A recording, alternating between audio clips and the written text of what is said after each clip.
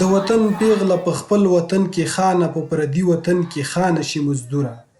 په کډوالۍ کې پیدا شوی دا نسل اوس په خپل وطن له زړه دا ناره بدرګه کوي چې دا وطن پر موږ ګران دی.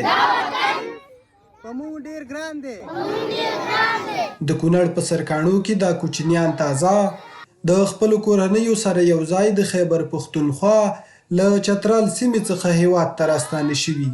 دوی که د شنه اسمان لاندې زده کړې هم کوي خو پر څېرو یې د خپل وطن د مالکیت نښې او خوښي له ورایه ښکاري.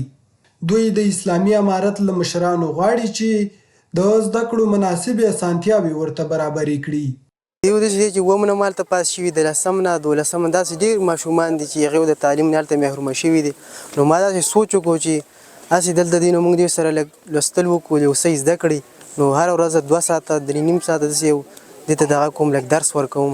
څوم چې یاد کړي هغه هر څه رانه هېر شو. زما حکومت ته دا درخواست دی چې موږ له یو مکتب جوړ کړي هغې کې موږ سبق دې پنغالي کې نږدې 200 کورنۍ ژوند کوي.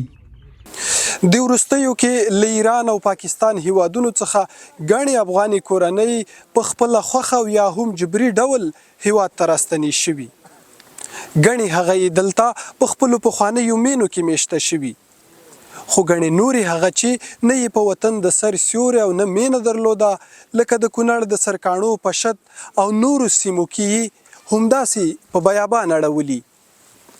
اول خو زمونږ دا ستونزه چې زمونږ سرپنا نشته دلته. سرپنا ځای زمونږ نشته دی، بالکل نشته دی. او زمونږ دغه شانتې دغه زندګي د خوراک سیستم زمونږ نشته دی. جمع راغی خواړه نشته دی، دغه شان کمپلې نشته دی، ماشومانو پیزار نشته دی. حکومت زمونږ ته یو تسلي راکړي دا خپلې مور له موږ رالو، د خپل مور غېږ له رالو، د خپل سربراه چې کوم دی دا زمونږ مور او پلار دی. باید چې دا مور او پلار موږ ته یو تسلي راکړي. موږ خو ډېر پریشانه شو. یوازې د 10 لکه روپو سبزي زما همدغه شان ولاړه وه او زه ترې رالمه. د کونړ کډوالو او بیرته راستنېدونکو چارو ادارې مسؤلین وایي هغه کورنۍ چې هیواد ته راستنې شوي او دلته د اوسېدو ځای نه لري دوی ورته د ځانګړو ښارګوټو د جوړولو په برخه کې هڅې ګړندۍ کړي. هغوی ته شارکونه جوړ کړي چې څوک ځای نه لري او که څوک ځای لري هغوی ته په همغه ځای کې خپل علاقو کې په خپل کلي ولس کې په هغې ځای کې دوی ته کورونه جوړ کړي په موسساتو باندې په خیره بنسټونو باندې.